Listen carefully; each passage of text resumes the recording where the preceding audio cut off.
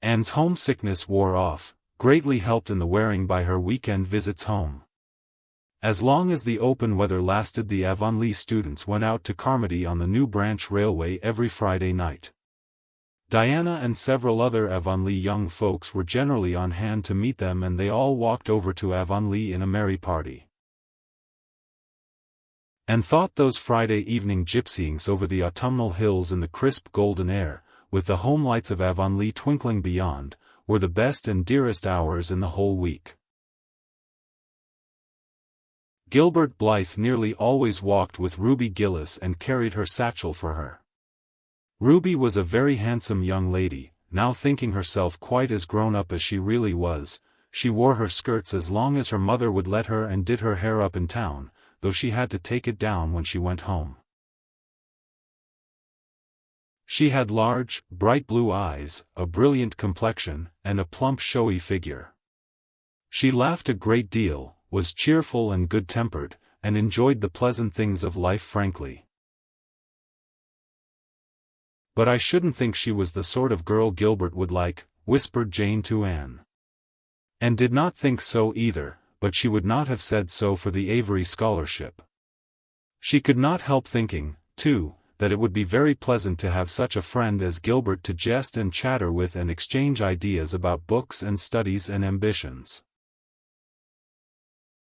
Gilbert had ambitions, she knew, and Ruby Gillis did not seem the sort of person with whom such could be profitably discussed.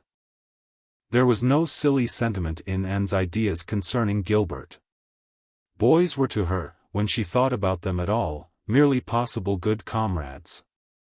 If she and Gilbert had been friends, she would not have cared how many other friends he had nor with whom he walked. She had a genius for friendship.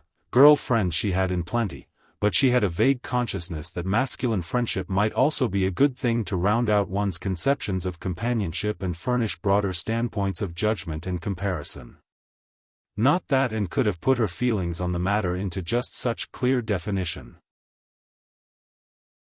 But she thought that if Gilbert had ever walked home with her from the train, over the crisp fields and along the ferny byways, they might have had many and merry and interesting conversations about the new world that was opening around them and their hopes and ambitions therein.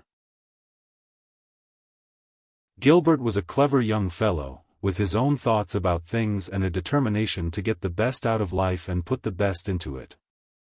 Ruby Gillis told Jane Andrews that she didn't understand half the things Gilbert Blythe said. He talked just like Anne Shirley did when she had a thoughtful fit on, and for her part she didn't think it any fun to be bothering about books and that sort of thing when you didn't have to. Frank Stockley had lots more dash and go, but then he wasn't half as good-looking as Gilbert, and she really couldn't decide which she liked best. In the academy Anne gradually drew a little circle of friends about her, thoughtful, imaginative, ambitious students like herself.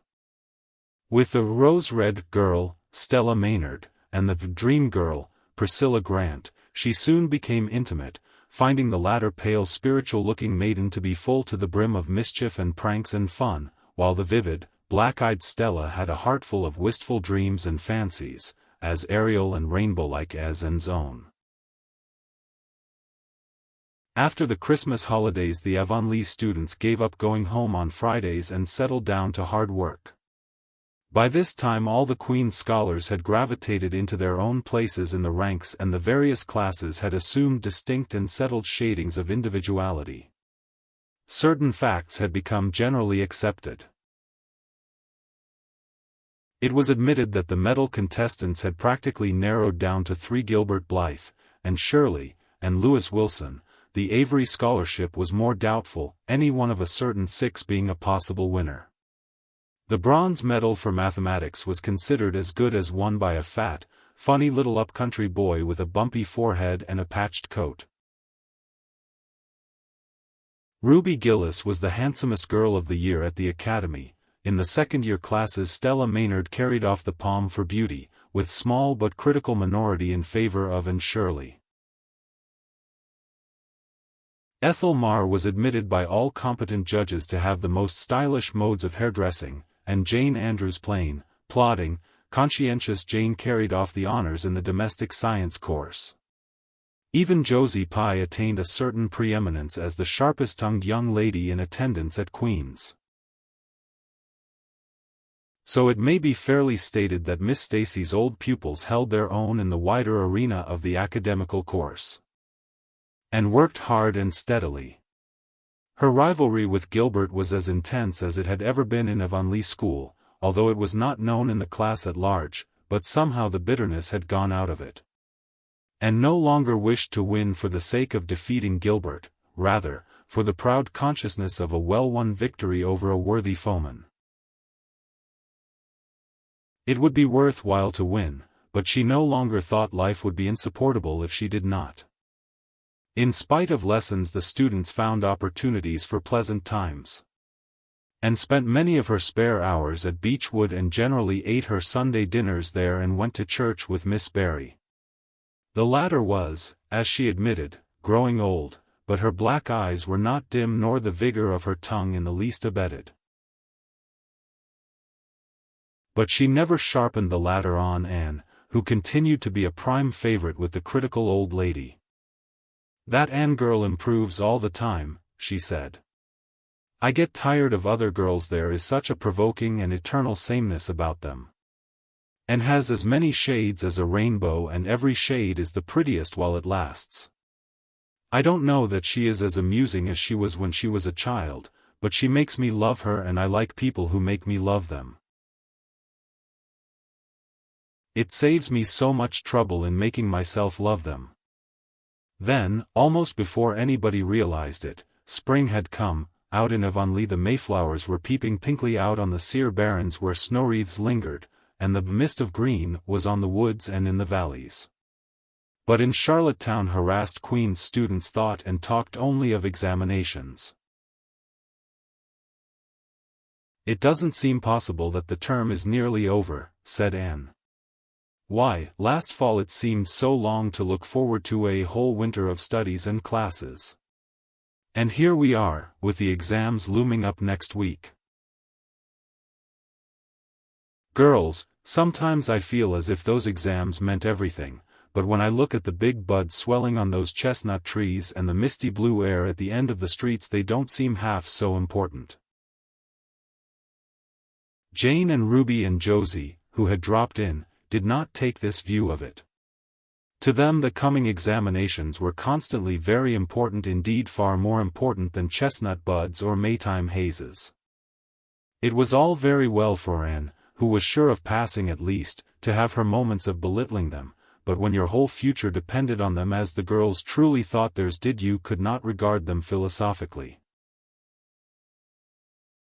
"I've lost 7 pounds in the last 2 weeks, sighed Jane. "It's no use to say don't worry. I will worry. Worrying helps you some. It seems as if you were doing something when you're worrying.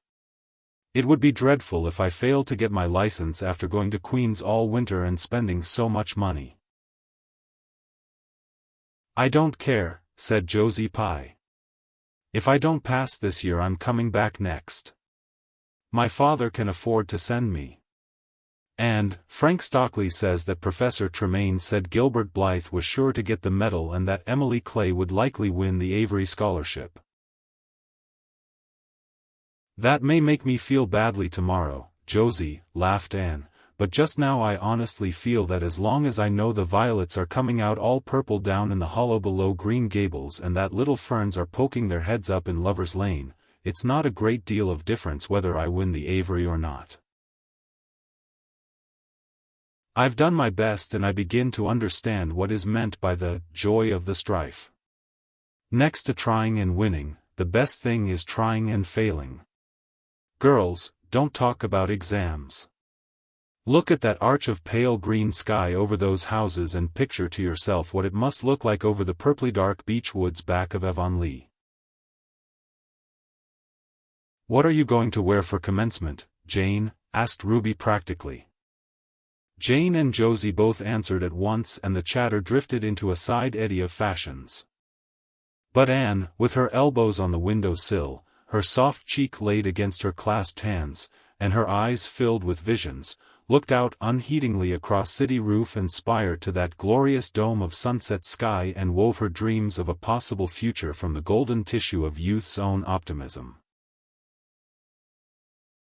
All the beyond was hers, with its possibilities lurking rosily in the oncoming years, each year a rose of promise to be woven into an immortal chaplet.